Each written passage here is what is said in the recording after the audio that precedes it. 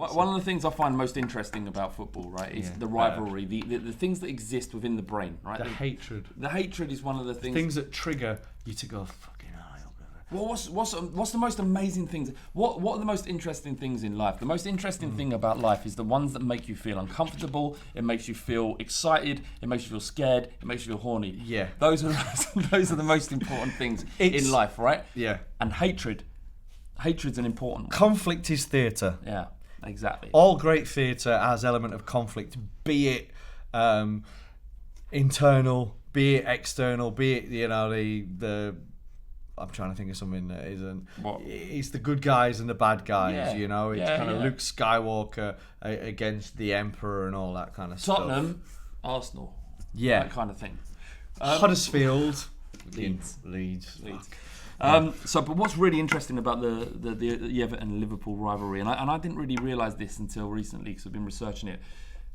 My perception. What's your perception of that derby? How is it seen generally, stereotypically? It's called the friendly derby, isn't it? Yeah. So that's the one. Like I remember growing up, and we obviously football was always segregated, and my earliest memories was at Huddersfield's old stadium, and I used to love watching the away end explode when they scored a goal. So like people like Sheffield United, Wolves travelling really well, big support.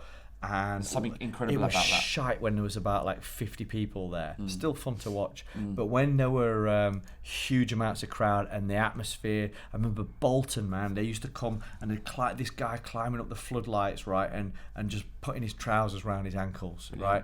And then the police all coming, he's climbing down, so the police coming to the bottom of the floodlight, he sees them, he climbs back up, they go away, and he just goes on all game. And I remember as a kid watching that, but it was segregated. This is what my answer to your question is. Yeah. It was segregated, and I guess that my Liverpool Everton, it wasn't. That was the one game where it was mixed and they'd sit together. Yeah. So they're pals, aren't they? And families that have Liverpool and Everton fans. So that's right? exactly it. The perception is that they are the friendly derby. The Liverpool and Everton are split through family, so a lot of them will share teams. The households will share the teams. So there'll be a brother that supports Liverpool, a sister that supports Everton, or whatever it might be. And because of that, you obviously have to get on with your siblings. Mostly, right? Generally, you'd assume that would be the right thing to do. Yeah. So they would go to the game, they would sit together, and that's it. And in small pockets, that does happen.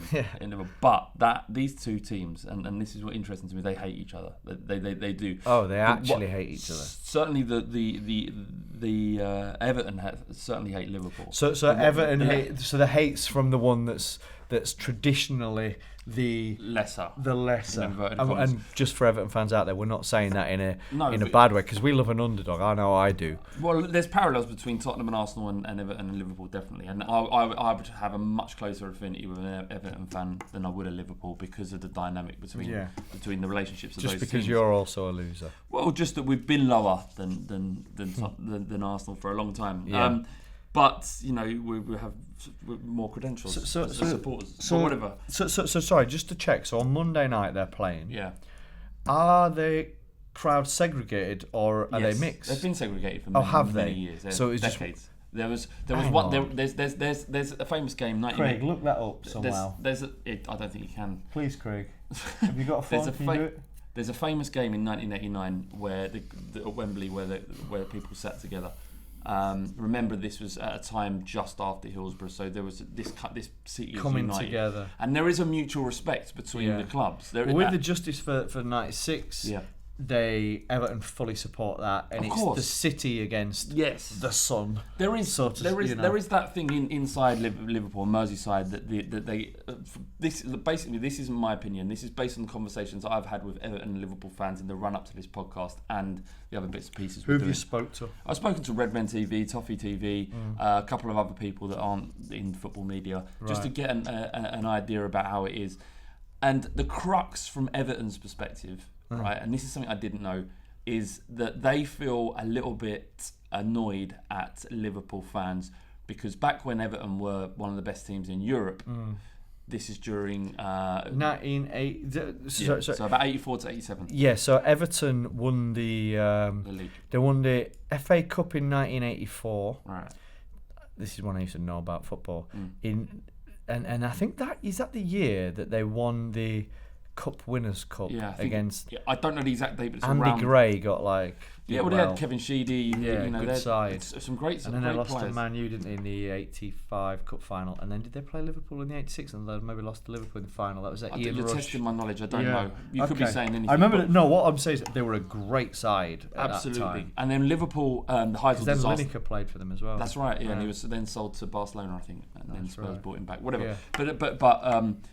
But what happened was the Heysel disaster happened. English clubs got. And that was '85, maybe, was that? Around that time, yeah. English clubs got kicked out of Europe for a finite amount of time, maybe a few years. 10 years, 20 years or something? No, less than that. 10 years, I think it was. Was it? Okay. Something like, I know it was like mid-90s when they came back in. But And during that time, Everton feel, as fans, they feel that their club were denied the adulation and the glory of being all-conquering in Europe. Right. So that in its own is, you can see where the irritation might come. They conquer everything in Europe. They conquer the Cup They could Winners' have Cup. done. I'm saying they could have done if they were allowed to play in Europe. Because of the Heysel disaster. Yeah, of course. Because '86 they were a good side then. Exactly. And what they don't like about Liverpool fans is that obviously Liverpool won it 5 times. Yeah. And they feel that the Liverpool fans shoved that down their throats. And when Everton were denied that opportunity. That's interesting. I never thought about that. No, nor had I. And that's a part of that hatred, why they dislike each other. Wow.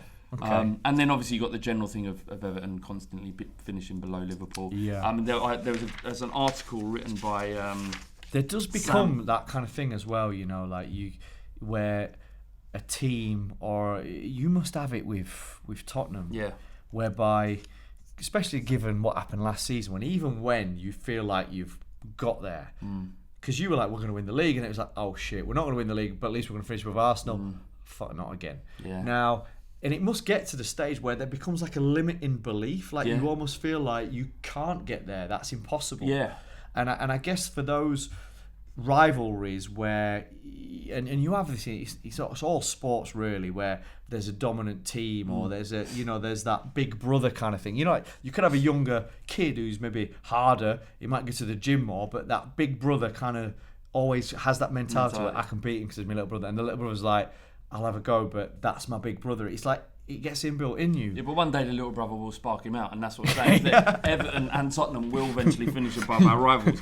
But it's a great article from Sam Maguire on Anfield Index, and he wrote an article from a Liverpool fan's perspective about how it kind of hit him trying to get his head around the hatred and the real vitriol between some Everton and some Liverpool fans. It has to be said that there are Liverpool and Everton fans that get on fine as well. But one of the things that he said that resonated with me and made me hate Liverpool a little bit more than I do, because I've got, as a football club, not much time for them, because for Liverpool just irritate me, because again I can see the parallels between them and Arsenal.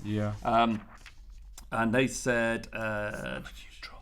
Yeah, you're like neutral. I'm a neutral. So this is a comment from the article.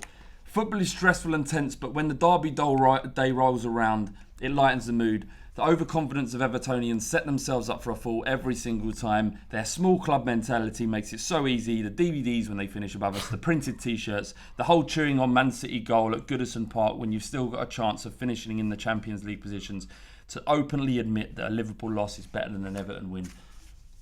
That's from someone who hasn't had to deal with the abuse and the teasing and the just the arrogance of a club that consistently finishes. There's a reason why a Liverpool loss feels better than an Everton win, because they know all the people that have dug you out over the years are feeling pain. Then of course that's going to feel better.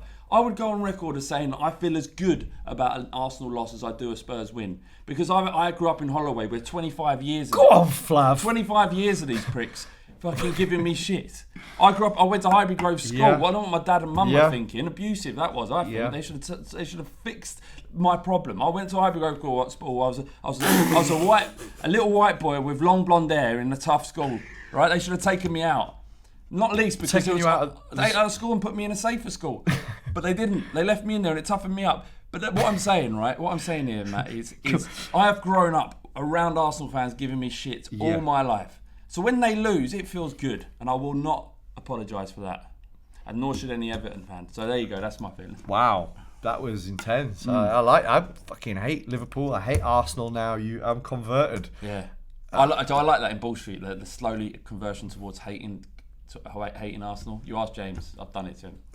You poisoned James. Yeah, poisoned James. You poisoned or cleansed James. him. We've got a few Arsenal fans here, though, haven't we? It's tough, man. A lot of Arsenal fans. Yeah, it's tough. I mean, just look, one man's opinion. Like for me, as someone that really is a neutral and just sits there in the lower leagues. Yeah.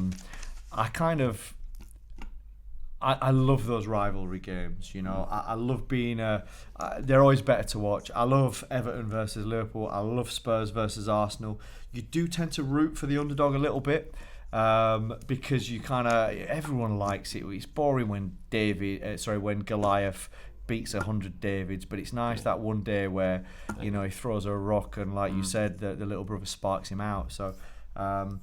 But the rivalry games, because people care so much, because you've had all that, because people like that Anfield Index write articles like that and help build it up, it just creates beautiful theatre. Yeah. It creates these amazing games. And that's why, Batman needs the Joker. Yeah. God needs the devil. Rangers need Celtic. They need each other because these are the things that define us, and that's what was crazy. I know it's going off point a little bit, but Scottish football, when Rangers and were relegated down to the whatever league it was, and Celtic were kind of actively, obviously, lobbying and trying to get that through, and everyone was kind of taking delight in that. And it's just like, I'm not being funny, but the Scottish Football League, you guys have kind of got to really work as a collective here in a way, because that rivalry was what is watched around the game. Everyone loved Old Firm. I remember being at university, and this is before I knew Stu. This is before I'd been to an Old Firm game, so I wasn't entirely vested in it. But I remember at university, and you obviously used to watch a lot of football at uni. I used to love Bobby Robson's Ronaldo, Barcelona kind of team. But we used to be fucking delighted for the Old Firm games because it was amazing. People would be losing their shit. Yeah. People would be falling off the top tier. Players would be getting multiple red cards. You'd have goalkeepers kind of grabbing folk by the throat. It was fucking amazing. Rivalry games are amazing because people lose their shit because there's so much at stake, and because all year people go, don't care what you do as long as you beat them bastards. So rivalry games are awesome, and although I'm sorry but you've had to deal with a lifetime of it, it's kind of worth it because as a neutral I like to watch that. No, fair enough. Look, it's my personal experience, and there'd be untold reasons what I haven't explained why Liverpool don't kind of hate. So as you heard on that, Flav knows about rivalry. Flav knows about if you want. If you want.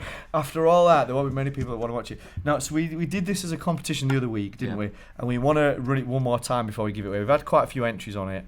How do people enter, Flav? All they have to do is go to the Long Ball Street YouTube channel. The full video, Long Ball Street. Just type it into YouTube and you'll find it. Just scroll down, it's there. Or find the link in the description below to this video as well. Or if you're listening on the podcast. Go to the Long Ball Street on YouTube. I've just said. Yeah, and you could also there'll probably be a link in the description of the podcast as well. But Flav designed these himself. He came in one day going, guys, that's not true. Guys, you know that I'm a big deal on talking balls. That's true. That part's true.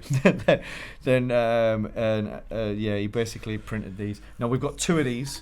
Only one's you sleep in one. I sleep in one of them every single night. Ty'll be watching it now. It's probably on the line. Like the Ty, is that? She's okay with that. She's fine with that. Okay, fine. She says hi. Okay. Yeah, I know you said that. She hates me, by the way. Oh no, don't worry. You'll work it out. Hates me right now. You can't. She's not going anywhere. But yeah, it's don't know. Not with. She might take my daughter. Jesus Christ.